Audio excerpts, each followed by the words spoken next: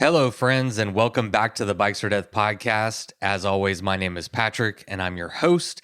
And I am very excited about today's episode, and I hope that you are too. No guessing here. My guest today is the 2022 Tour Divide winner, Sofiane Sehili.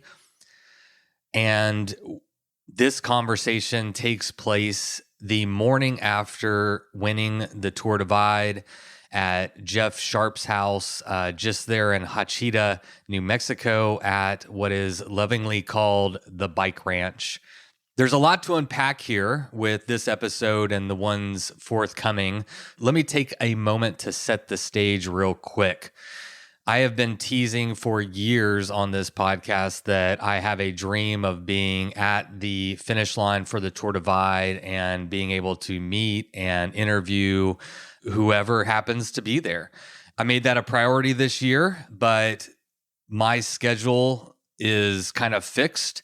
And so I had a window that I could make it, and I didn't know who I'd be able to chat with, who was going to be there, who would finish in time, and all that jazz. And so I spent the last part of the Tour Divide, at least Sofiane's Tour Divide, just really dot watching, trying to time when he'd be finishing. And so I could leave Texas and make the 13-hour drive to the border of America and Mexico in Antelope Wells, New Mexico. So I watched the dots studiously. And when I thought it was appropriate and I had plenty of time, I set my car in a westerly direction. And I made it to the finish line to meet up with Sofiane, but I was like 15 minutes late because the last day he averaged about 17 miles an hour and just was riding like a banshee. So I kind of missed him actually finishing, but I got there right at the end and it was incredible to be there. And you know, for people who've never been to the end of Tour Divide, it is remote. You know, after turning off the main highway of I-10, it's a good hour and a half drive on a very remote road that meanders through very sparsely populated areas. And I mean very sparsely populated. The most populated area is Hachita, and there's a food mart there. And that's about 45 minutes from the border by car, and it is populated with only 40 people. So we were talking very remote, and I didn't know what to expect at the end of the Tour Divide, especially with Sofiane finishing. I thought there would be a pretty large crowd. It turns out it was me, a couple of Germans that were doing some filming that stirred up a little bit of controversy on this year's Tour Divide. And I guess it's worth mentioning real quick, those guys were great. They had a friend that was doing the Tour Divide. They're not cyclists. They don't know anything about bike packing, but they have a friend that was doing the Tour Divide from Germany, and he mentioned it to them, and they had some holiday, and they were like, hey, why don't we just go and we'll make a film about this route? And they had no idea what they were walking into. They didn't have any idea what a big deal this was. They didn't know anything about the media controversy or anything like that. But they were there at the finish line, and then they were also there at the Bike Ranch, you know, for a few days. And I got a chance to chat with them and everything. But that's a little bit of a tangent, but they did stir up a little bit of controversy. And actually, I was at the Bike Ranch when Matthew Lee was chatting with them. And they were kind of explaining what they were doing and all that stuff. But I think it was fine. They weren't covering any particular person. They weren't sponsored by anybody. They're literally just two guys from Germany that thought it would be fun to pick up a camera and do this as a vacation. And I think that is cool. And they were also awesome guys, and I look forward to seeing whatever they produce from this. So they were at the finish line. Jeff Sharp, another Jeff that lives in Hachita, and some other locals were there. There was a cyclist who had rode down from Patagonia, Arizona, to be at the finish line. I would say there's about 8 to 10 people there. Not a whole lot of people, not a lot of fanfare, but Sofiane got a lot more fanfare than Manu or Adrian. I went and picked up both of those guys who finished second and third, and I was the only one there. So it's just a wild, wild place. It's a funny place to have a finish line. So after that, after we chatted with Sofiane at the finish line for a little bit, we loaded him up into my car and made the 45-minute drive to the bike ranch that's owned and managed by Jeff Sharp, who is just an absolute legend in the sport and really helps facilitate a lot of things at the end of the race. He just goes above and beyond for these riders, and it's really cool to see how he's bought in, and also this little community of Hachita and how they're just super bought into the Tour Divide. They're watching the dots. They know who the racers are. It's cool. It's cool. So today's episode takes place the morning after Sofiane wins the Tour Divide after an 8-year personal journey. It was everything that I could have ever hoped or dreamed for, to be there at the end of the Tour Divide, to hear Sofiane's thoughts immediately afterwards, and then getting to drive him for 45 minutes, just me and him in a car and chatting with him, and then getting an opportunity to record this episode. And I shared a bedroom with Sofiane. We had different beds. I requested a single, but they didn't have one. It was only a double, so we had to sleep separately. But it's crazy, as a fan of the sport, getting to hang out with Sofiane and Manu and Adrian and other riders that came in. It was a really special experience, and I'm grateful to have had it. So today's episode is going to be with Sofiane, and then next week's episode is going to be with Manu and Adrian, who were the second and third place finishers on this year's Tour Divide. And that is what's coming up next week. Before we get to today's episode, let us thank everybody who made it possible, starting with our newest patrons. I'd like to give a warm welcome and a shout out to Jeremy Chesler and Huckensawyer, also known as Kevin. This is an excellent time to sign up and be supporting the Bikes or Death podcast. We really can't do these types of trips without support. Nobody asked me to do this, but this is what I want to be doing. I want to be there at the end. I want to be getting the raw, the real emotions. I want to be sticking microphones in people's faces right when the moment is fresh. And to be able to do that, I've got to be able to hop in my little Subaru, take 5 days off from my life, and drive over 2,000 miles. And as much as I love doing all of that, it does cost a little bit of money. And not to mention that my Subaru made it all the way there. It drove racers to and from, well, actually not to, but from the finish line to the bike ranch. And there was also quite a bit of rain and mud, and the Subaru performed flawlessly the entire time until we got about 12 miles from my home here in Bryan, Texas. And it started making a lot of noise, and radiator fluid was spewing out places, and my mechanic is coming tomorrow to diagnose it. But if you've ever thought about signing up to support the Bikes or Death podcast, now would be a great time. Plus, there is more benefits just for patrons. What you won't hear today is I recorded about 25 minutes of audio at the finish line right after Sofiane finished. The group of people that I mentioned were there. We were all kind of just chatting, asking him questions, and I recorded all of that. And so that is available to patrons. And I also recorded like the 45-minute car ride from Antelope Wells to Hachita. It was just Sofiane and I for 45 minutes right after winning the Tour Divide, and he was a captive audience. So I took the opportunity to talk to him and get his thoughts and feelings right there in the moment after finishing Tour Divide. So both of those audio files are going to be made available to patrons very soon. We prioritize getting this interview out to the masses, and then we're going to start working on getting those audio files available to patrons very soon.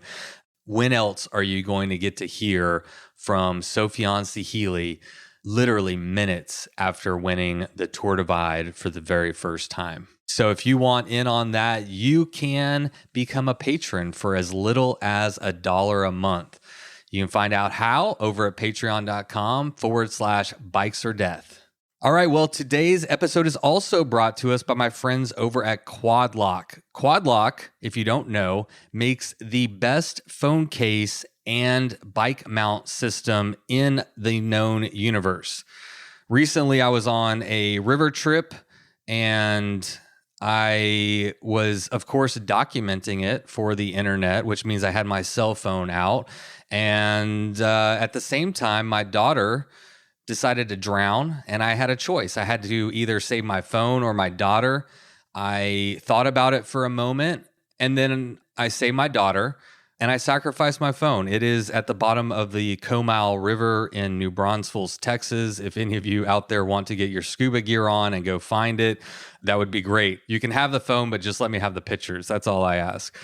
But I was without my QuadLock for a good week before they were able to ship me out a new one. And I can't tell you how much I missed it going on bike rides and not having my phone readily available and easily visible for directions and maybe taking off to take a video or something to share with you fine folks. But it really did make me miss my QuadLock. I'm so happy to have it back. And if you're not using a QuadLock, I wonder why. And I wonder if maybe this would be a great time for you to get one yourself. Tell them Bikes or Death sent you. You can find out all about QuadLock over at quadlockcase.com. The best damn phone case and bike mount in the known universe. All right, everybody, thank you so much for tuning into today's episode, and a special thanks and a congratulations goes out to my friend Sofiane for winning this year's Tour Divide and concluding an 8-year journey. Now, before we get to today's episode, let's have my friend Miles Arbor take it away with the Bikes or Death theme song. You load up your bike, you ride away from home. You could be with your friends or you could be alone. You ride for a day or maybe more. You just love being in the great outdoors. Everything you need is strapped to your bars, including that new pillow you got from Santa Claus. And then you think, oh shit, to yourself. You left that super lightweight tent on the living room shelf. Bikes or death. Bikes or death. Podcast. I'm learning a lot about you, mostly that you snore at night. Yeah, I was hoping you would be really happy to share a room with me for my first 8 hours of sleep after the race. I knew it was gonna be hell for you. No, it was fine. I liked Yeah, it was fun. Yeah, you like the snoring. I like the snoring. I got some good audio clips of it, so we'll just like do nice transitions of you snoring. I You're the didn't. man. I almost did. I thought about it for a second. I wouldn't have mind, actually. Yeah, you're nice like that. I would have got your permission before I posted.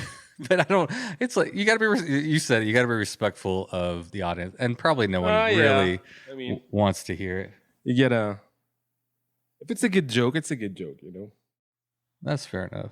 It was as a fan of the sport. Yeah, I get to hang out with Sofiane, man, all the way from Italy, right? That's where you're from? Yes, Roma.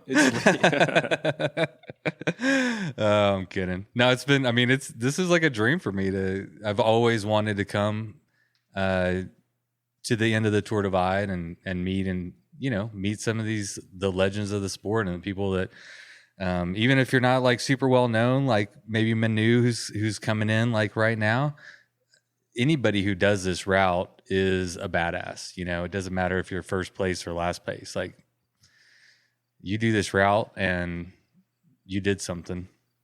Yeah, for sure. It's just like, and especially this year with the conditions that were so tough and all the hiking in the snow at the beginning, and then as soon as we were done with snow, so that's the last patches of snow were Togoti Pass and Union Pass in Wyoming, and once you clear Union Pass, you go straight to Pinedale, and from Pinedale, that's where the headwind started.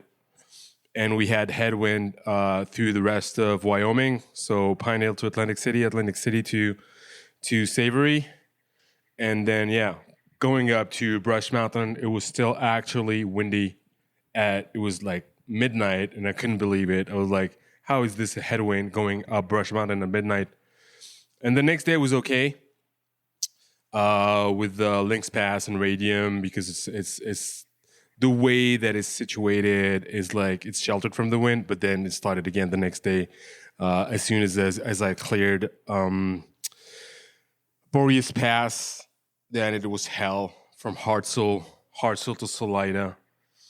And it just died down a little bit from Salida as I was going to Sargent's.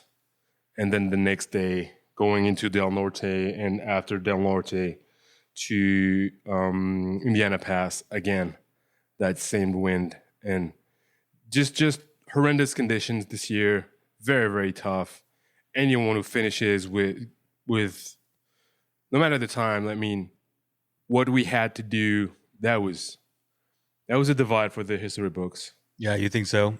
I think so. I mean, I'm not the most knowledgeable person about the past editions, but I know for sure that 2016 was perfect conditions. I know that the year that Josh Cato set that new record in 14 and a half days, those were great conditions as well. The one that I know about that was pretty much a nightmare from start to finish, I think was 2014 when Hefe Branham won. This one is infamous for being like very rainy and muddy.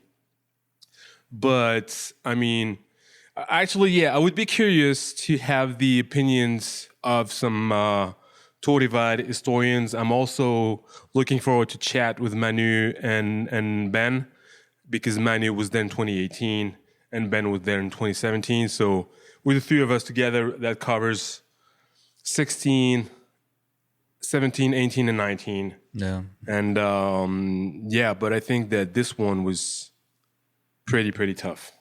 It's crazy the amount of weather that over 2 weeks, you're going to experience a lot of weather, and everybody's going to experience it differently. The rain shower might hit right before you get to a section, or might hit right after you hit a section. And then everybody behind you is dealing with different conditions, but that's just kind of part of the way the race goes. It's just that this year it seemed like there was a lot more inclement weather and wind and definitely snow and rain and hypothermia than normal. Yeah, and I think that what makes the divide so special is that it's not only your ability, it's also the luck of the draw, you know? Because you can be doing like really well, and then it's like gonna rain for 12 hours before you hit that section that can be muddy, and you hit it and you struggle with the mud for I don't know how many hours. And then while you're doing it, the sun comes out, and anybody who's behind you is going to have just an easy time going through that road while it's dry. And there's nothing you can do about it. Right. And it's like, when I was there in 19 and I got hit with that snowstorm on Meadow Pass after Brush Mountain Lodge, while I was there, I was, at the wrong time. It was just a matter of timing.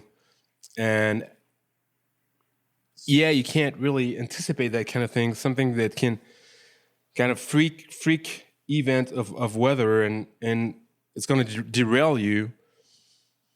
And the fact that the race is so long and the gaps can be so big, at some point 12 hours can make like a world of difference between you get hit with snow or you get hit with rain, or you go clear and nothing happens to you. Let's I think it would be interesting. It's interesting to me where we're at right now. And Jeff doesn't want to get interviewed. So you want to set the stage as to where we are? So we are about 40 miles from the border to Mexico in a place that is called Achita. Achita, which is, I wouldn't even call it a a village. It's like Said there's 40 people that live here. Yeah, it's more like a settlement. Yeah. 40 people. It's like this tiny, tiny place that sits 40 miles away from the border and 80 miles away from Silver City. And I have no idea why this place exists, actually, but we are at Jeffrey Sharp's place. And Jeffrey Sharp is what you might call a trail angel. And he's like the closest person that has an interest in the race that lives to the border. It's the closest to the border of any person that has any interest in the race. And so he acts as kind of like a means of transportation between the border where you finish and you're all battered and bruised and you're exhausted and you push and you give it your all and there's pretty much nothing you can do afterwards. And he comes in, he picks you up and then drops you off at his ranch and you get to shower and you get to sleep and he has some clean clothes and you get to stay there a couple of days and then you're all ready to go. Yeah. He's a great guy. I mean, it was hilarious because, you just show up the border. There was like 10 of us there in the welcoming party. And this guy, Jeff, that I've never met in my life, he walks, he's like, "What's your plan tonight?" I'm like, "I don't have a plan." He's like, "Great, you're coming with me." Yeah, that's true. And I mean, that's how I ended up here. And it's a cool spot. I mean, he calls it the bike ranch. In the room that we're staying in, he's got extra clothes. Yeah. He's got toothbrushes. He's got extra underwear, sandals, flip-flops, toothpaste, everything that you need. And he's cooking us food and making us coffee and watching the dots. And he, like Matthew Lee just called a little while. Like Matthew Lee called Jeff to help facilitate a spot tracker because was it Abe? Adrien. Who? Adrien has trouble with his tracker. Yeah, his spot tracker got waterlogged, and so Matthew Lee called Jeffrey to go bring him actually your spot tracker, so he can get back. It's a good deal because it's a fast tracker. So yeah, we didn't take into account the advantage that he would have from using your spot tracker. It could pass Manu in the last.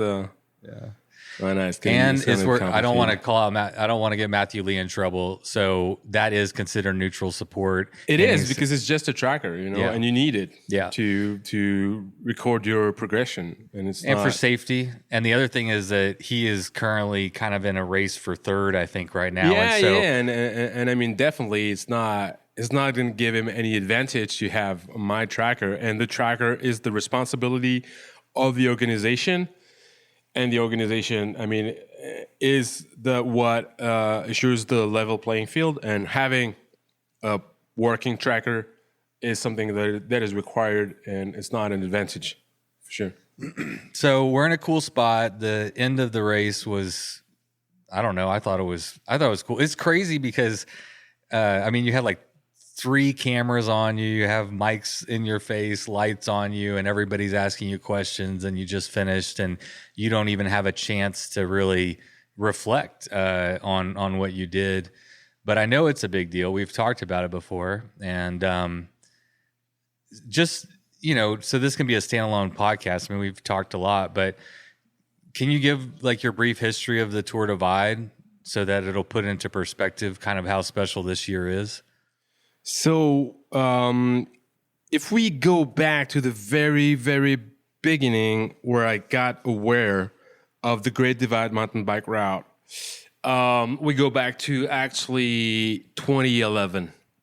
I was bike touring somewhere in Cambodia. I was in this facility that is a community-based tourism, and there was this Lonely Planet book of 10 trips that you can take that are out of the ordinary. And it was my first ever bikepacking trip, and then I read about the Great Divide mountain bike route, and I was like, wow, these seem so wild. It, like huge spaces, completely empty, just hours and hours by yourself riding off road. And I was like, one day I'm gonna ride this route, And it turns out that 3 years later, I actually went and toured the Great Divide Mountain Bike Route. And at that time, I got aware of the fact that it was not only a route, but a race was actually happening on the same course. And I don't know what happened exactly, but as I was riding it, and I was hating it at first, and then I was kind of starting to love it, the idea got in my mind that I was going to race it for some reason. Because, it was my first time actually off-road touring. And I was kind of getting better at it with every day. I mean, it was just catastrophic at the beginning because I had no idea what I was doing. I had mechanic holes, I had punctures.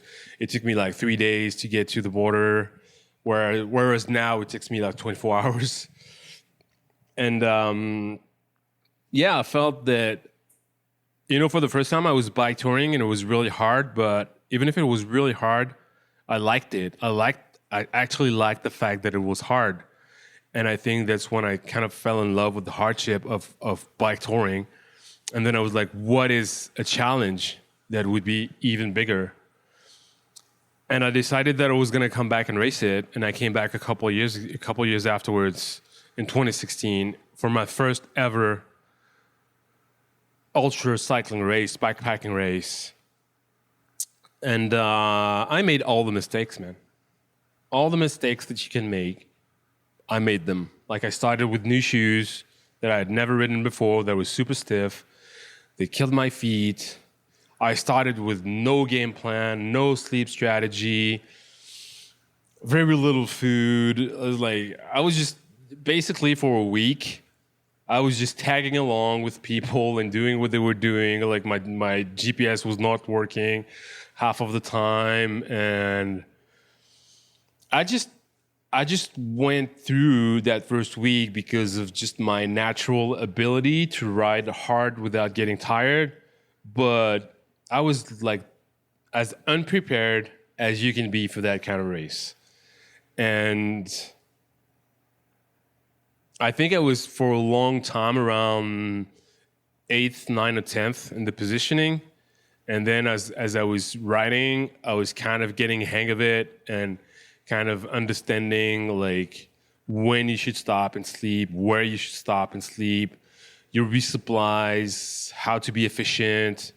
And in the second week, I was actually, much more efficient, much faster. I mean, not much faster in the terms that I was pushing harder on the pedals, but I was just, making good time because I was not stopping as much. And you were learning on the job. Exactly. And then on the second week of racing, I managed to catch a bunch of people, and at the end I got there in third. And just for perspective, that was the year Mike Hall set his record. Yeah, that was 2016, and Mike Hall finished in just below 14 days, and then Chris Plesko took second on the single speed, just above 15 days. And I crossed the finish line in a joint third position. It was Kevin Jacobson of Montana in 16 days exactly. So and then there was 2019. And that was 2019. So I came back with much more experience under my belt because in 17 I raced Trans Am, in 18 I raced in Taiwan, and in 19 I raced Italy Divide. And I came back, I was prepared. I had the right bike because the first time I did it on a cross bike with skinny tires, like 40Cs, no aero bars, like definitely not the right setup, not enough clothes. And I was like, actually in 16 I was really lucky because we had a good year. Yeah. We had almost no rain, no snow, temperatures were good. If it had been like a cold or rainy or snowy year, I probably wouldn't have finished because I wasn't equipped for that kind of riding. I was equipped for fair weather riding. And 19, I came back. I was really well prepared. I had my game plan. I had my experience, and everything went like so perfectly until it all came crashing. up that pass after Brush Mountain Lodge. When I got caught in a snowstorm, I spent hours post-holing in the snow, got to the top. Top was like completely wiped out. My GPS couldn't really find the route because the file was not accurate enough. And I couldn't go forward because I had no idea where forward was. And I just like was afraid of getting lost in that snowstorm, freezing temperature. I mean, I was better equipped. I was definitely not equipped for, just a Colorado snowstorm. And I decided to wait it out, get into my sleeping bag. Sleeping bag was not warm enough. Started shivered for a couple hours in the sleeping bag, and then I was like, yeah, this is not good. I'm not ready for this. And I decided that I've had enough, because I'm willing to do a lot of things for the sport and to win races, but I was never the kind of guy that is going to risk his life for something, You only get one. It's short enough. And I want to be around for, as long as possible. And I was like, yeah, I'm not, this is not what I've signed up for. I've not signed up for, risking my life up 10,000 feet passes in thigh deep snow, And I was like, all right, it's not my year. It's going to be someone else's year. It turns out that it was Chris Seistrup's year. And he did a spectacular job, and he kept trucking, and he managed to get that win. And I was like, yeah, I'm gonna come back next year. Well, COVID said no. I was like, sorry, I'll come back in 2021. And COVID said, yeah, no, not yet. And I was like, all right, I'll come back in 2022. And I came back and I did the job, got the job done. You're tearing up. Does that have to do with the fact that you're just tired, or is that emotional? I think it's just my eye. It's just, I think I just scratched my eye. No. Your body's just like tired. Yeah. So what is it about? So that was your last attempt at the Tour Divide, was in 2019. Yeah. I know from talking to you that the Tour Divide and winning the Tour Divide specifically is very important to you, but not necessarily the overall record. And it's also worth stating that, just for people who don't know, the fastest known time, the overall record held by Mike Hall, is not on the table this year due to fiery routes. So you were never chasing his record this year, but just overall, why is this route so important to you? Why is it important that you win it? Yeah, as I've stated before, I didn't really get into the sport of bikepacking to get into the sport of bikepacking. I got into this with the goal of winning this race. It's like, toward it, I was like, this is brutal. This is awesome. I think I can win it, and I want to see if it's possible. And that's how I got caught up in being a bike racer, But it was never the end goal. The end goal was always to win this one. And I don't even know why, actually. I'm trying to understand, because it's like, now I came back and I won it, but I've accomplished so much before, because now I've been racing for 6 years, and I have big wins under my belt. Yeah, you've proven you don't need this to prove that you're an elite level bike packer. Yeah, exactly. It's like, in a way, I show up here and I win, and people will be like, yeah, we were kind of expecting it, actually. Right. Because, yeah, I don't need to prove anything to anyone now. But it's like, I owed it to 32-year-old me, who was touring here and thought, what if we were to race it? Because what happened is, if we go back to that tour, and I'm gonna get into the detail here a little bit. Please. So I fly to Calgary. I don't have much time. I mean, I'm a bike courier with a contract. I have like 4 weeks to ride across the United States off-road. So I need to get going. So I fly to Calgary, spend the night at the hostel, get on the first bus to Banff, get to Banff. It's probably like noon, buy some food, and then I'm off on the bike. And the idea is to get to Elkford. And I have no idea what off-road bike touring is. I have no idea how fast or how slow it is. And I'm like, I guess that I can make it to Elkford by leaving around, 1 p.m., which is actually absolutely ridiculous. And first day, break my front derailleur, get I don't know how many flat tires, just not ready at all. Miraculously end up in what people that are familiar with the route call Mile 70 cabin. So it's just a cabin in the woods that is open where you can spend the night. And I was like so glad that it was there. It's like one of my fondest memories of bikepacking, of like 12 years of bikepacking. Just sleeping in that shack is one of my fondest memories. And the next day it keeps getting flats, make it just outside of Sparwood. So very slow progress. I make kind of that mistake where I get to Sparwood, ask them if they have a room at the hotel. They're like, no, your best bet is Fernie. And I kind of remember that name Fernie because, and I read it on the cue sheet, but the cue sheet, the thing is, it's off route. And I didn't check the cue sheet. I'm like, all right, yes, she's right. I'll get a hotel in Fernie. And I keep going. I'm like, I'll get a hotel and I get a resupply. Unknowingly, I don't actually know that Fernie is not on the route. So I get back on my bike, keep cycling, hoping that at some point I'm going to get into that town called Fernie. And I camp out because place is not there. And I'm out of food, I had dinner in Sparwood, but then the next day, I'll probably have just like one cereal bar for breakfast. And then I'm like, man, I'm really in a hurry.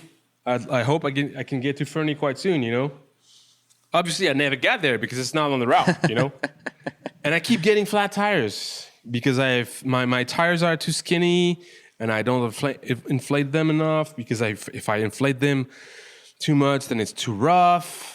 And at some point, I run out of tubes and out of patches. And I'm like, I'm just stuck outside, just stranded, no food. Spot nothing. tracker at this time? Nope. Okay. I'm just by myself. So you're really stranded. Yeah. And it's like, British Columbia, somewhere between Sparwood and the border. And I have no idea what to do. I'm like, all right, I'm just gonna wait because it's gonna be dark soon. So I'm like, I'm just gonna sleep and see what happens the next day. I'm lucky that there's a stream nearby, so I have water. And so I'm super hungry, but at least I'm not thirsty. And then the next day, I just walk my bike on the road, hoping that someone's gonna pick me up. And sure enough, after a couple hours, the guy shows up with his pickup truck and he's like, where are you going? Can I drop you somewhere? I'm like, for sure, man. Drop me wherever I can buy some patches or some tubes. And that's how this whole thing started.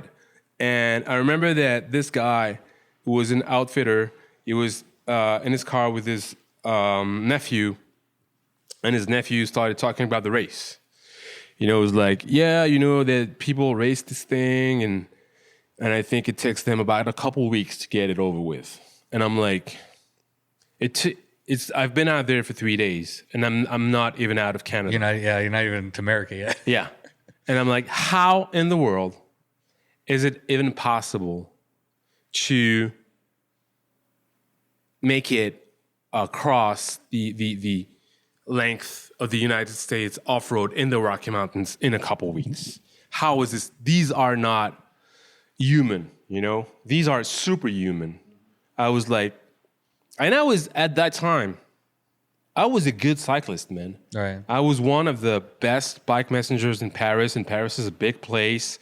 I was, winning alley cats and doing like big rides. I mean, training for this tour. I remember we rode like 250K. So that would be like 150 miles from Paris to Lille with 5 or 6 of my messenger buddies. And I was doing like so many pulls, and I was just like being really strong. And I got there, and then the next day they all took the train back to Paris, and I hopped on my bike, and I rode back to Paris, and I actually rode faster by myself than the day before. And so I was... Oh, I thought you were going to say you beat the train back. No. But that's interesting, because that's something that you learned in that the whatever 2016 Tour Divide, when in the second week you actually got faster. And even when you just won this one, on that last day you were averaging, we just figured out 17 miles an hour on your... I was in a hurry to get to that finish, man. In a hurry to get things done. Yeah. So I was a strong cyclist in 14. I was not like just an inexperienced rookie that had no idea what he was doing in terms of bicycle. I was a really good, fit, in shape, fast cyclist. And here I am, and I'm like, who are these people? Who are these racers that are able to ride 5 times, 6 times, 10 times as fast as I'm able? Mm-hmm. And like, I couldn't figure it out, And I think that's where it started. It started to be like, don't talk to me about Tour de France. Don't talk to me about UCI Pro.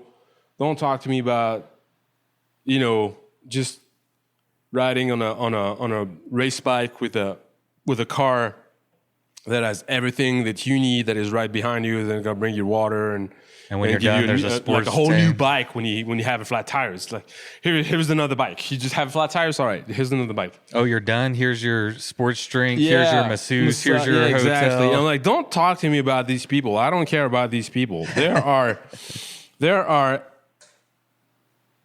just superhumans that are out there in the cold, and then in the hot, and in the rain, and they have packs, and they need to carry everything that they're gonna need, and they are riding across the lengths of the United States off-road in the Rocky Mountains in 2 weeks. And I'm like, I can't wrap my mind around this. It's, how is it possible? And it's like, it really became this question that kept, I had it in my head for pretty much a month.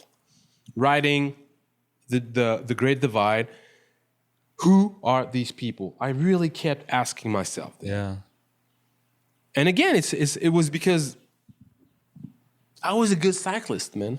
I was a fast cyclist. And I was like, how can there be people that are like so much better than me? And it's an ego thing.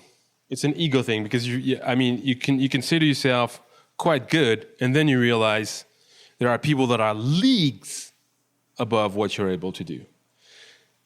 And I couldn't let it go, An ego, and also like a curiosity. Both. Part of it is like, can I do that? Can I get my body to do that? It's both. Yeah. But it's like the first rapport that I ever had with the idea of Tour Divide racers is that they were superhuman, and I kind of idolized them, And I remember getting to the Brush Mountain Lodge and meeting Kirsten for the first time and having, dinner with her. And I think one of the first questions that I asked her is like, these racers that come here, what are they like, I was trying to picture what a bike Tour Divide racer was, and because I had never seen one, And for me, this question kept getting stuck in my head, and this is why I was trying to know more about the racers. It's funny. We have the exact same curiosity. I just went about it a different way. I picked up a microphone and just started talking to him, and you're like, I'm going to become one. Yeah, and then as I kept going, I had less mechanicals, I had less flat tires.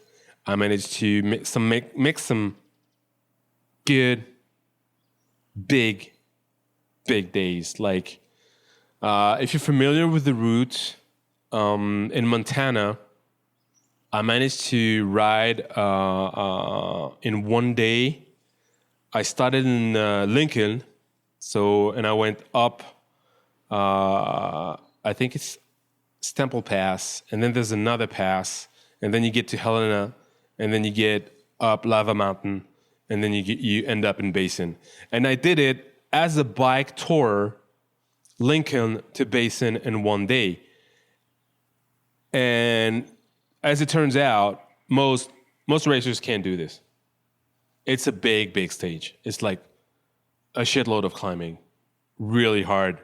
The surface is really rough. And I was just getting better. I was just kind of getting a hang of it.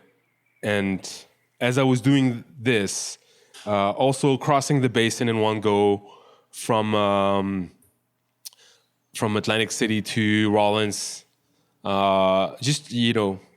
doing big days and be like, all right, maybe there's something there. Maybe I can reach that level that I get to race and do good, And then I met my first racer ever while I was in New Mexico. I was in the Gila, and I met Shell Money, who, That's nice.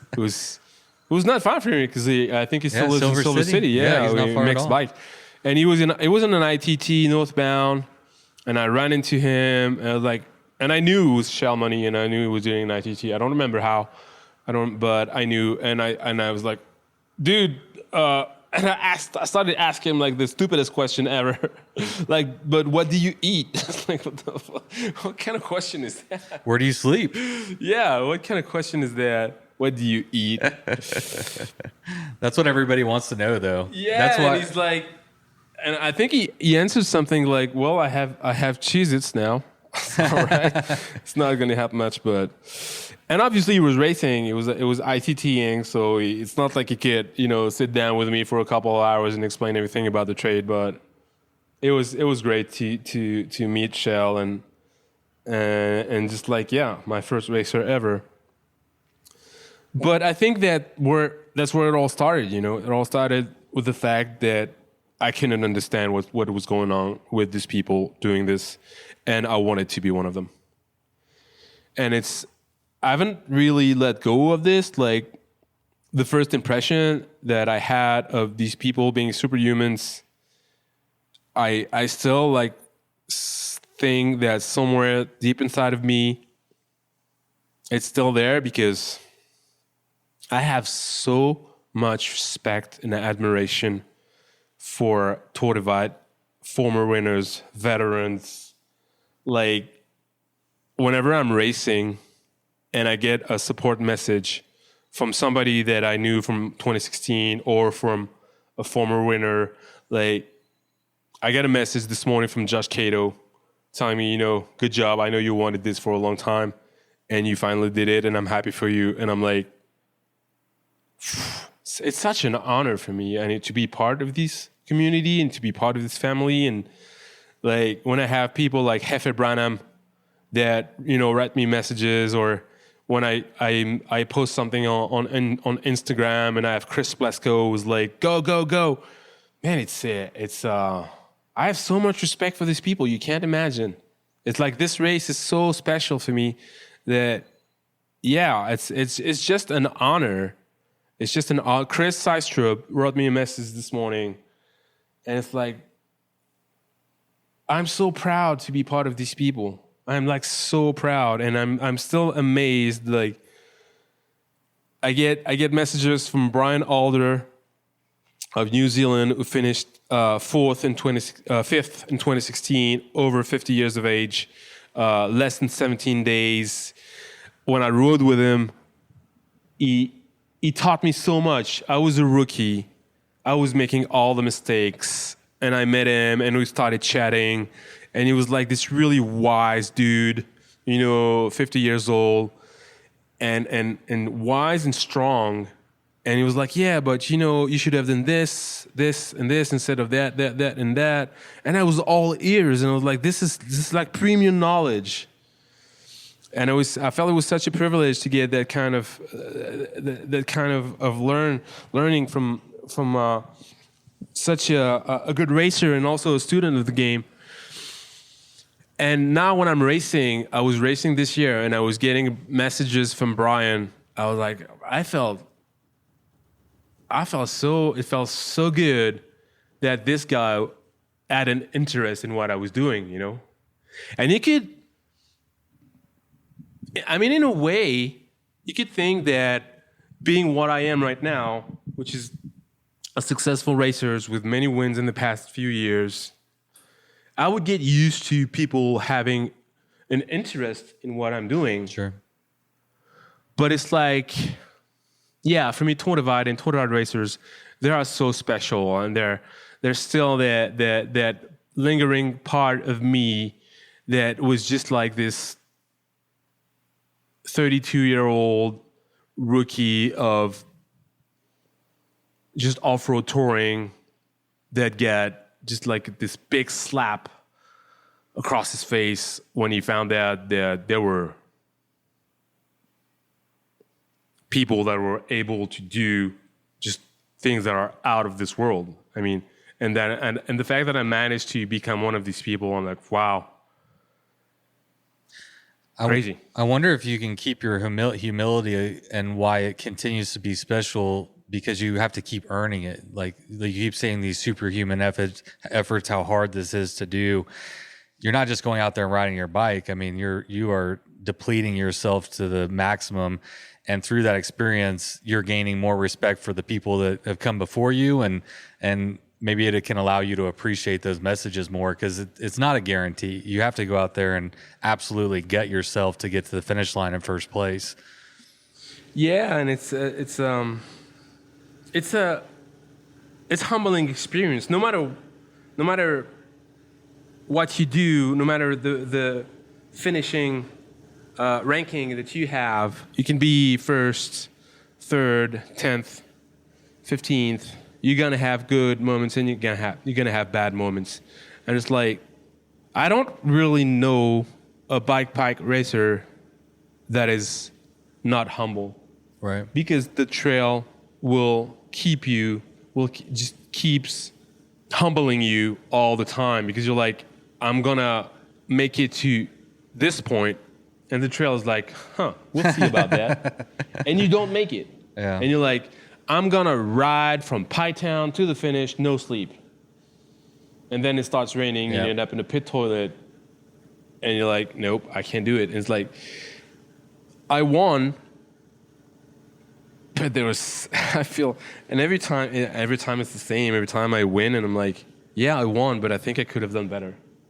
And it's because it's so hard, and you're just like, all right, I know this game now. I've been doing this for quite a long time. I know the pitfalls. I think I can avoid them, and it's just impossible to have the perfect run. There's always something that you're not going to be super proud of, because I don't know, at some point you just kind of were too exhausted, and you gave up, and instead of being as efficient as you wish you'd be for your resupply, then you kind of just phased out, and you stood there for 5 minutes in the gas stations just staring at candy, not knowing what's going to happen. And then you realize you were too exhausted, and instead of just resupplying in 10 or 15 minutes, you sit down and you have a couple of hot dogs and you drink like half a gallon of Gatorade. And that you shouldn't be doing this. That you should be riding your bike, because you can absolutely ride your bike and eat hot dogs and drink Gatorade at the same time. But it's like at this time you can't gather the energy necessary to do this. Just like, and you think when you start the race and you're a good racer and you've done well in past events, and you think, all right, I know what I'm capable of, and I know that I can I can do the things that I'm supposed to do, and I can, when the alarm goes off after 4 hours, I'm not gonna snooze. I'm just gonna get right up and be super efficient. And then, the alarm goes off, and you get out of bed like 27 minutes later because you just fell back asleep, and you're like, you have this idea of what you can do, and you keep falling short because it's just so hard, man. It's just like such a hard sport. And I remember, talking to Chris Plesko when he did his run in 16, and him telling, like, I wanted to go without sleep for the last night. I wanted it so bad, like, just keep going, keep trucking, reach that finish, no sleep. And I couldn't, because it's just too hard to fight that sleep monster. And it's like, you set your goals and you think they're realistic, and the trail is like, no, it's not going to happen. And it's like, and I think that's why we're all fairly humble, is because we start with a big ego that is like, I'm good, I can do this, I have this. And then the trail is like, nope, you don't. And you're like, you still have that ego, but you're like, yeah, I'm good, but I'm not as good as I thought I was. It's probably also why all the other racers and athletes and anyone who does this kind of stuff is so excited for you. They have that perspective. They know how hard it is. They know how humbling it is. And so they can extend that gratitude. I'm curious about this. Is the Tour Divide or is it the hardest thing that a human being can do? I mean, think about all the endurance efforts, think about all the sports.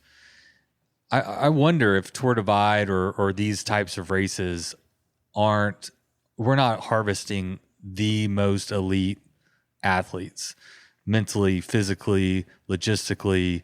I mean, 2 weeks on a bike, all these things. It is a interesting and hard to answer question. I've been racing ultra for 6 years now. I've done all sorts of format, from 48 hours to 2 weeks, and each format has its challenges. Like when you race like 1,000K on road, and it's going to be over in like 48, 50 hours. It's mentally extremely taxing, because as soon as you lose like a couple of minutes, as soon as, like, say you're standing in a bakery and there's someone ahead of you and they're looking for that change and they can't find it, you just get mad, because you're like, that clock's a couple ticking. minutes. Yeah. A couple of minutes could mean the difference between being second and third. So that clock is like ticking in your mind constantly, which is really hard. And also you have to push on the pedals all the time. You can't really let go. Right. Because whereas in a long race like Tour Divide, you can have these moments, especially if you manage to have if you manage to open up a gap, you can have these moments where, like, for 10 minutes, you just like stop thinking of the race. You just like sit down and you're like, all right, 10 minutes is not going to make a difference between, being first and second or second and third. Well, maybe in 15 it was. But what's interesting about that is one of the mental challenges that comes with a long race like this is continually choosing to check in, right? Because you can check out. Yeah. And that's one of the kind of dangerous things about it, is that you do have to keep that urgency and choosing to check in and push and not, maybe take advantage of some of those, quote unquote opportunities to check out.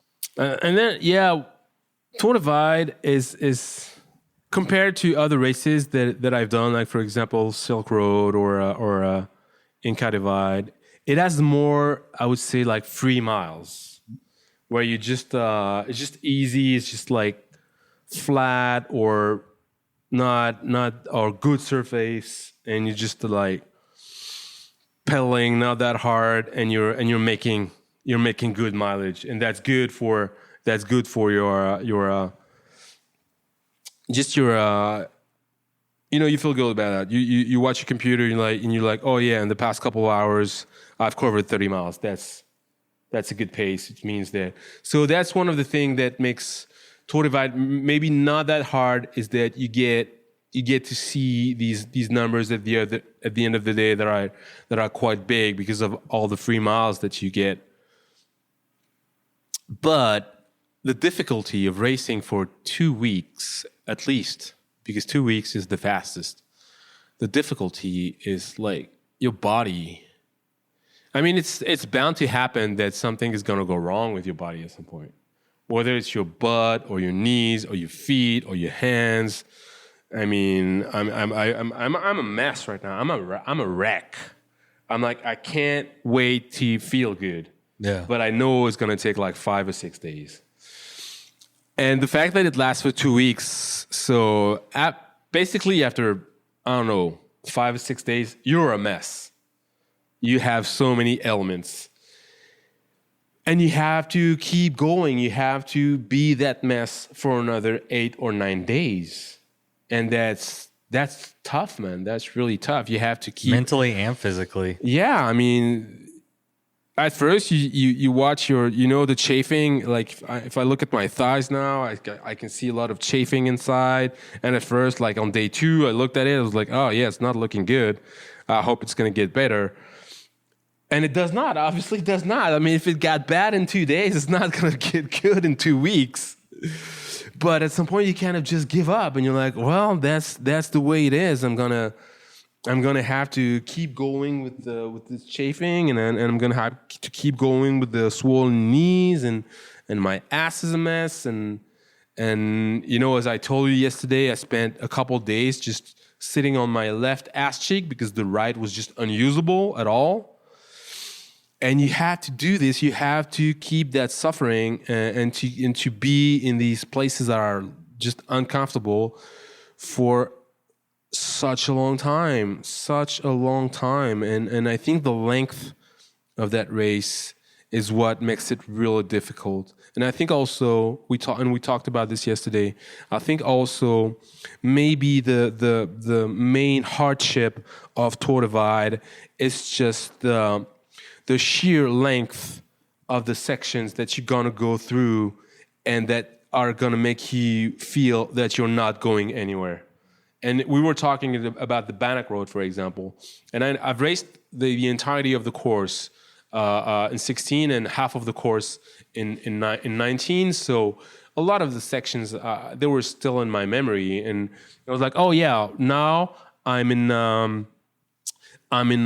Wise River, Montana, so that I know that now it's going to be fully paved until the Bannock Road. And then the Bannock Road, and I'm gonna go all the way to Lima, and then I'll soon be in Idaho, and you're making all these projections in your head, and then you hit the Bannock Road, and you're like, all right, now it's the Bannock Road. Well, it takes you 9 hours to go through the Bannock Road, actually. But in your memory, it does not. In your memory, it's just the Bannock Road. Yeah. And you're there, and you go up that Medicine Lodge, and it takes forever, and then you start going down, and it takes forever as well. And the basin is the same. It's like you get to Atlantic City and you're like, all right, and actually it was worse because now is 100 miles to Wamsutter, and then you're like, yeah, I'm gonna make it to Wamsutter, and then it's gonna be hell until Wamsutter, and then it's gonna get better. And left Atlantic City, got to Wamsutter, and it was hell, and it was actually even worse after Wamsutter, and it was an entire day. I mean, we talked about this with JP. JP thinks that the basin is Atlantic City to Wamsutter, and I think that it's Atlantic City to Savory. So it used to be Atlantic City to Rollins. There was no debate there. It was to what was it? 150 miles, something like that. To Wamsutter, it's 100 miles.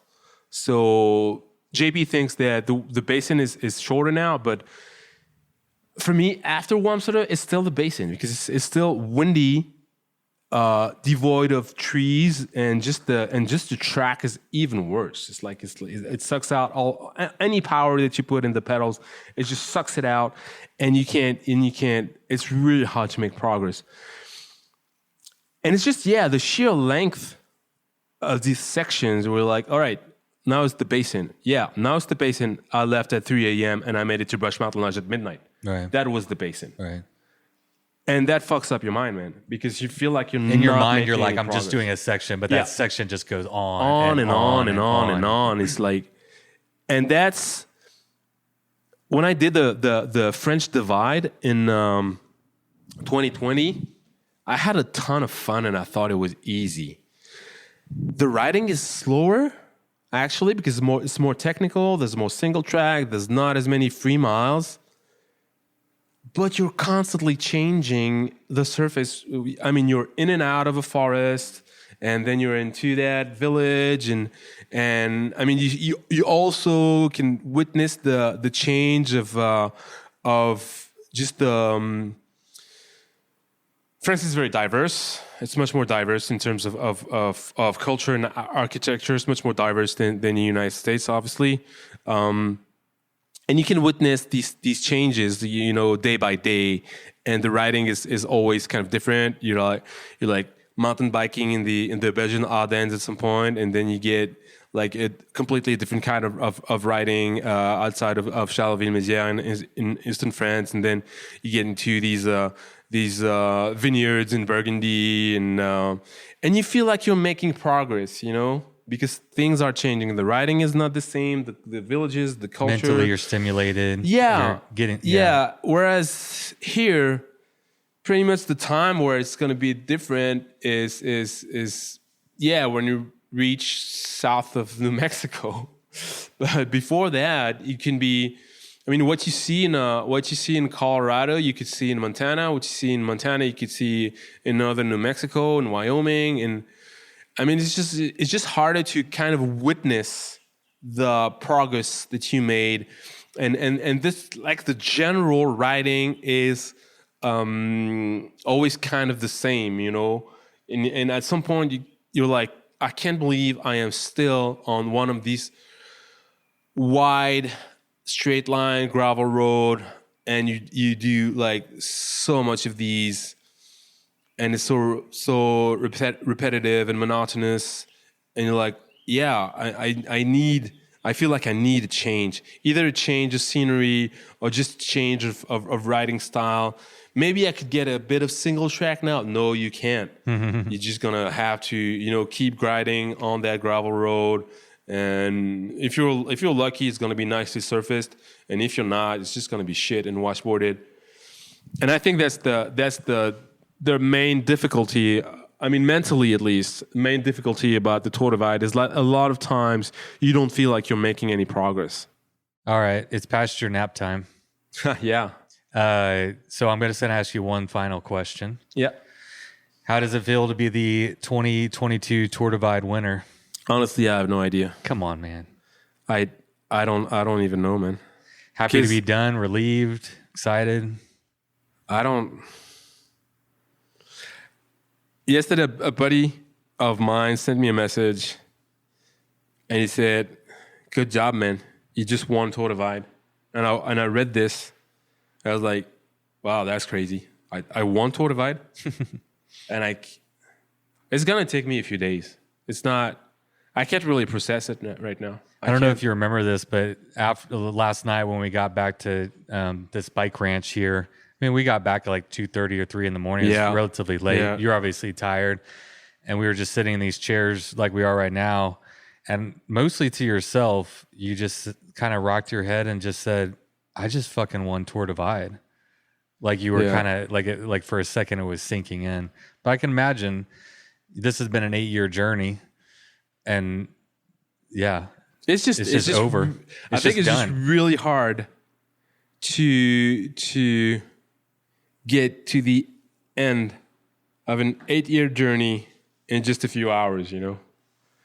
It's gonna take some time, but like, and also what I was telling you is the finish of this Tour Divide is pretty much like the finish of you know, the 2016 Tour Divide, where I finished third in a joint third position. It was Kevin Jacobsen.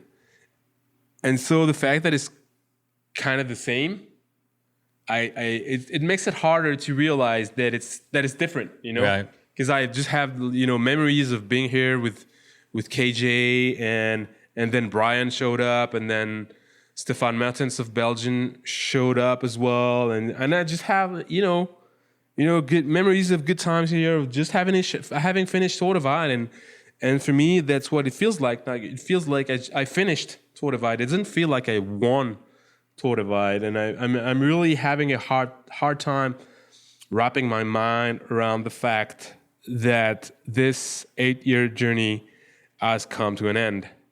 I could see it being almost sad.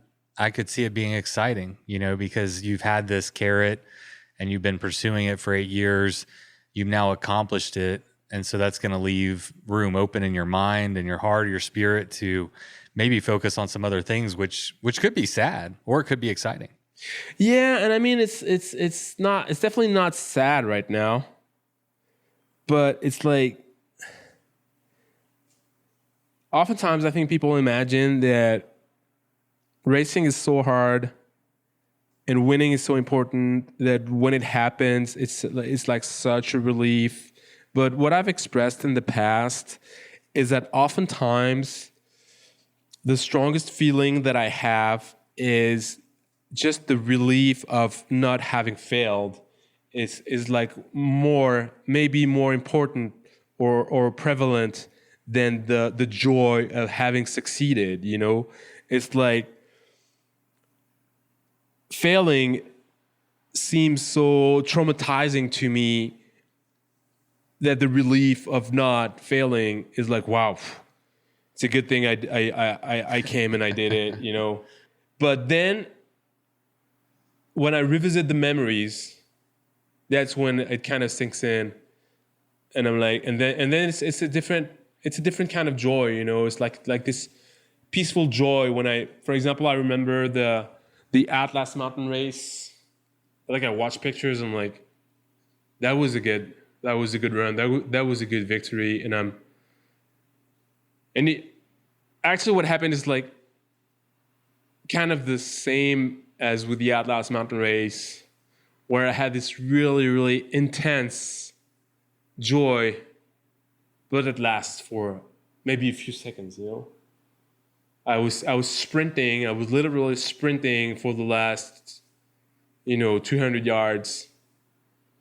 And I could hear the bell, and I could see that border, and I could feel that just overwhelming joy of having done it, And it was incredible, man.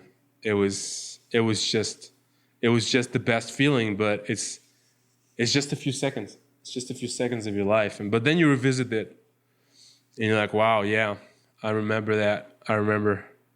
So mostly you're just happy to not be traumatized by your failure at this point. Like you don't have to sit here and think about what you didn't accomplish. It's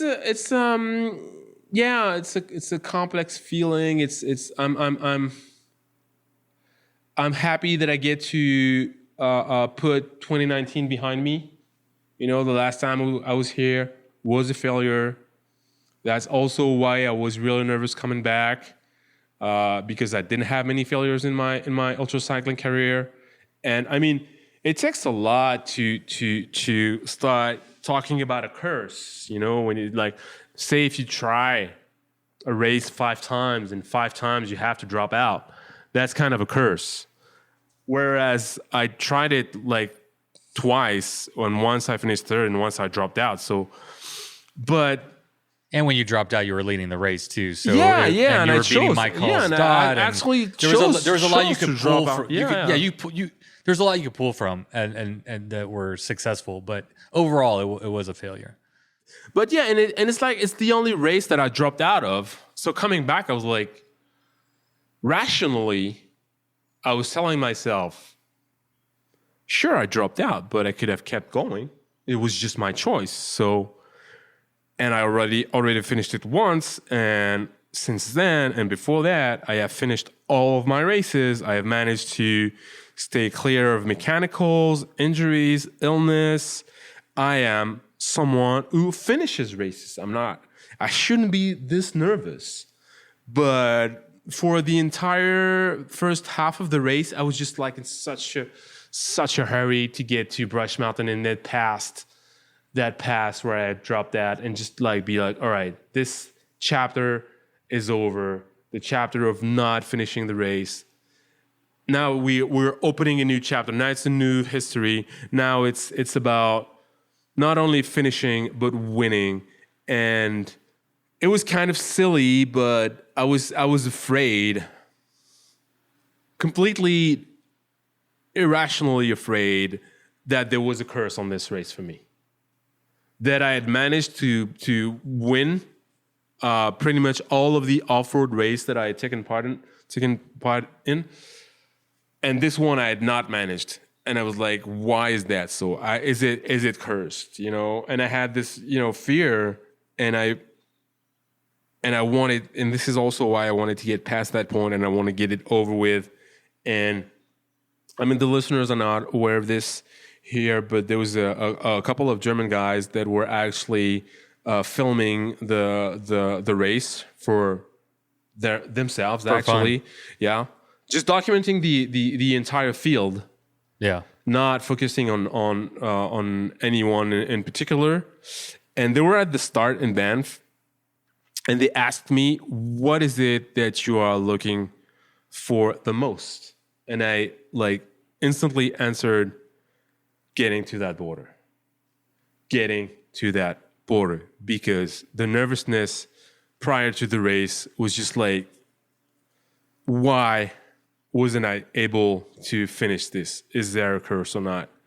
And I just wanted it to be out of the way and be like, you can win any race in the world, and by any race, it means even Tour Divide. In 14 days, 16 hours, and 36 minutes. That is a fucking fast time for the conditions that we had this year. Yeah, and I mean, my call was right under 14 days with good conditions. Yeah, I mean, not that the record was out there or anything, but it's worth noting that the effort. I mean, I know because I was sitting at home dot watching. I was reading this stuff on the internet, and we're thinking about you the way you're thinking about all these other athletes. Who is this superhuman? Who is this not human alien species that has come to bike pack racing and can push it through really tough efforts and maintain that kind of pace? Hell of a run, man. Yeah, and we were talking about this yesterday about records, and I as a fan of the sport and a fan of sports in general, I do get and I do understand how spectators are interested in records, because when you witness a record, you're not just witnessing a sport event, you're witnessing history being made. And I mean, when I watch track and field, like at the Olympic Games, and I have like memories of David Rudisha, who just shattered the record of the 800 meters in just a spectacular fashion. And I was in front of my TV and I was like, man, that is absolutely amazing. And I have similar memories of the South African dude who did it with Michael Johnson's record on the 400 meters. And I remember watching this race. I was like, how fast is this dude going? That is absolutely crazy. Michael Johnson's record from 1996 that we thought was unbeatable. And this dude, I think it was Joe von Niekerk. I don't even remember his name. That's a shame. I thought Usain Bolt won everything. Yeah, I'm not a big fan of sprint, actually. Oh, that's a longer one. That's 400 meters. It's just too fast. But yeah, 400, 800, and I mean, for me, the best of all the track and field distance is the 1500 meters. That is like the pinnacle. That is like the perfect length.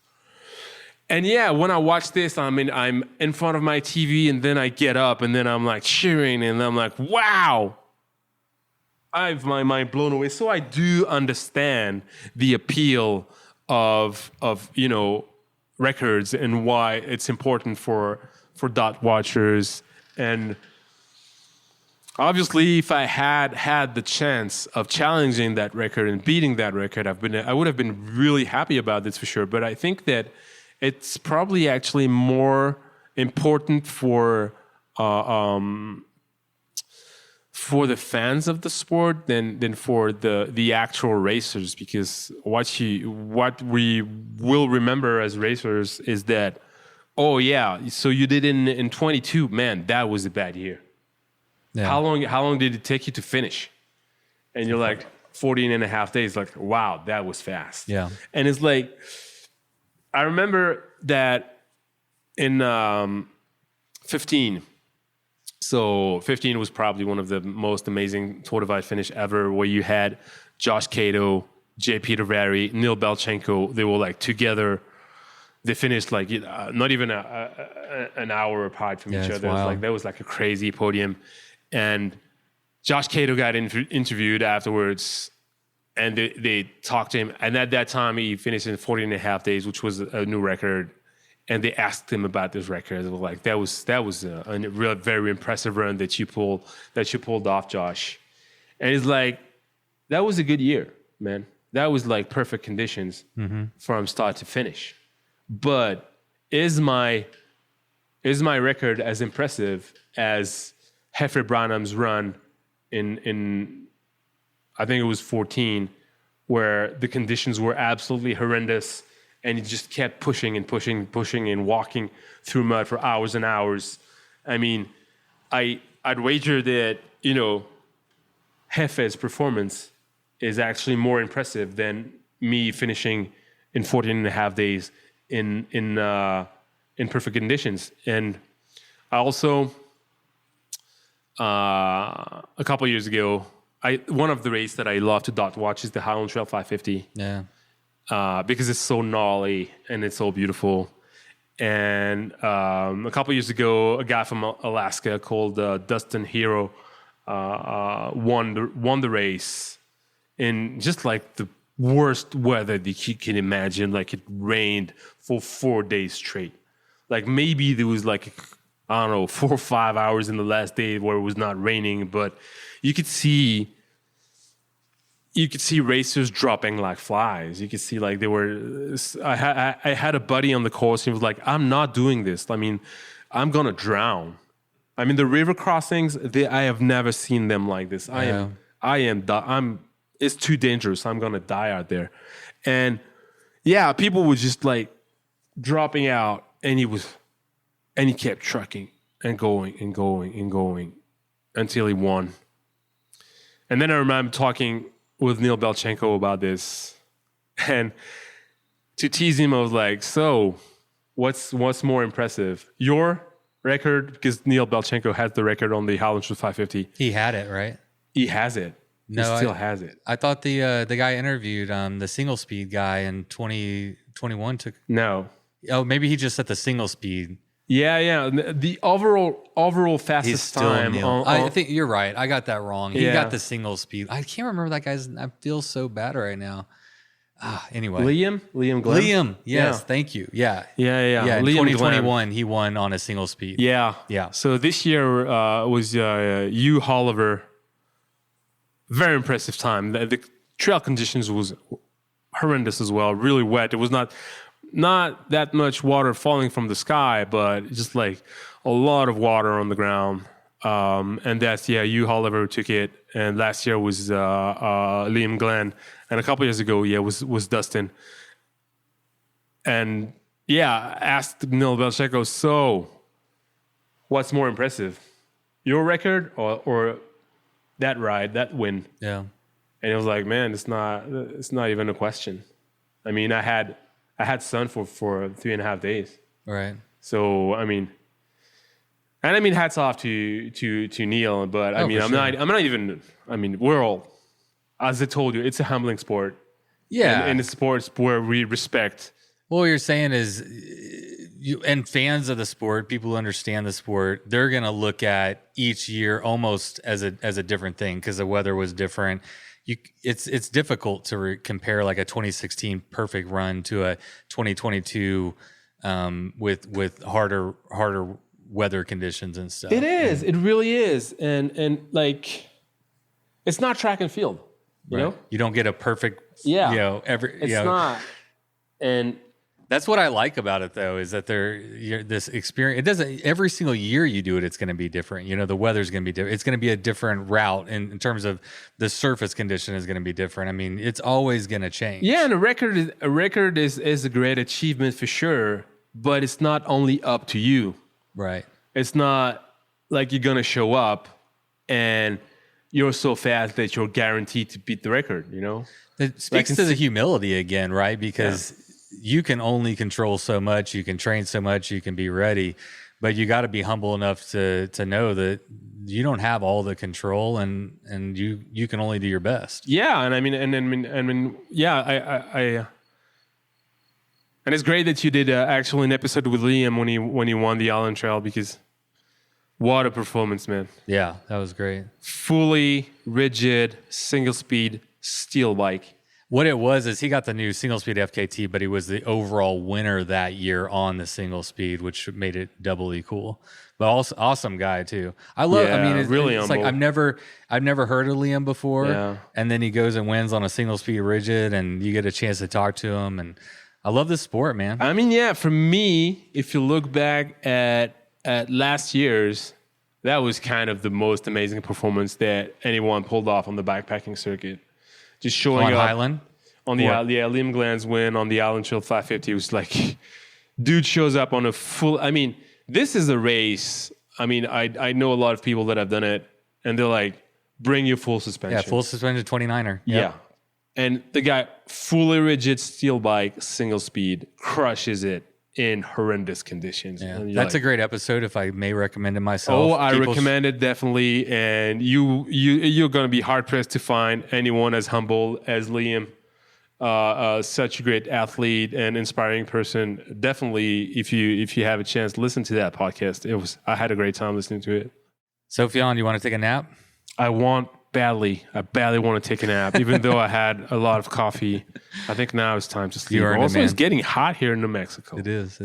Well, congratulations, my friend. I'm happy for you. Thanks, Patrick. Put on a hell of a show this year. As a fan of the sport, a lot of us were rooting for you and excited to watch you get out there and man, get the monkey off your back. You don't have to come back. You can check it off.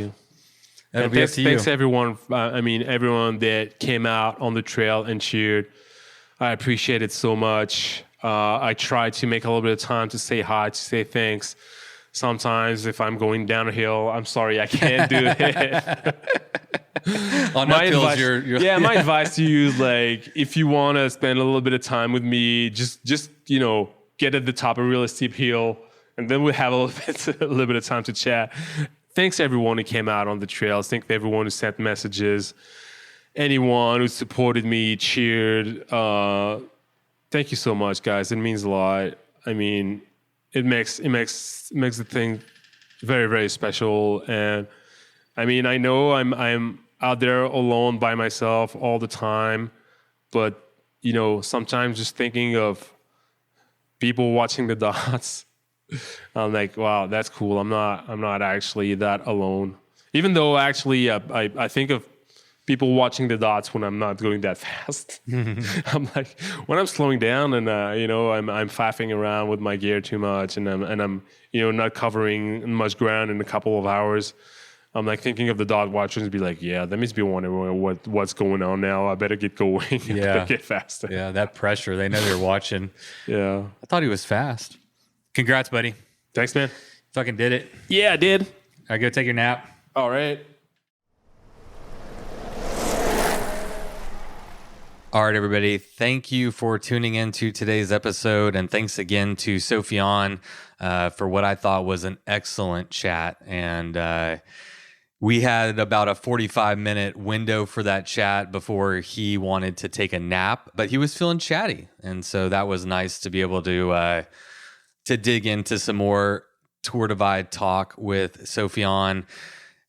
He didn't really have a good answer for the question I posed last, which was essentially, how does it feel to finally win the Tour Divide? And he kind of fumbled around the answer, still searching for it. And then the next day, he made a post on Instagram. And if it's okay with you, and you don't really have a choice, I'm going to read it because I think it answers the question that I was asking. So it says, 8 years ago, I was sitting in a restaurant in Steamboat Springs, Colorado, talking with fellow Great Divide tourer Bruno Van Wildroad. I had met him the same morning at Brush Mountain Lodge. We were chatting about the Tour Divide, and I told him, I want to race it. I think I can win it. He answered something like, you're crazy. It's impossible. Which is what any rational person would think if someone with absolutely no racing experience whatsoever were to tell them they want to win the hardest bike race in the world. But I'm a stubborn individual, and when I set my mind to something, I just won't let it go. Over the course of several years, I transformed from a tourer to racer, learning on the job, making all the mistakes. The ability was out there, but the experience was not. I took my time, had to persevere against adverse luck, but I finally became a successful bike pack racer. I gathered important wins on some of the most brutal courses of the bikepacking circuit. I seemed to be able to find success anywhere except on Tour Divide. I tried it again in 2019, but the biggest June snowstorm in the history of Colorado derailed my plans. I could have let it go. I could have told myself, you have nothing to prove. You've shown you belong to the elite of the sport. You don't need that win. It's not going to change anything for you. But I had made that promise to 32-year-old me. 2014 me, who had the hardest time possible touring the Divide. I had promised him I would become so strong that one day I would actually be the fastest from Banff to Antelope Wells. Knowing I had what it takes was not enough. I had to actually do it, and so I did. Not to show the world, not to prove doubters wrong, just to keep a promise I made to myself, because these are the most important. Wise words from Sofiane.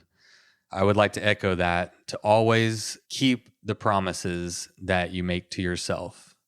And I'd like to extend a heartfelt congratulations to Sofiane and an appreciation for him, not only as an elite athlete, but as an elite human being, and an example to countless people around the world who are watching him and supporting him and rooting for him and appreciating him just as much as I do.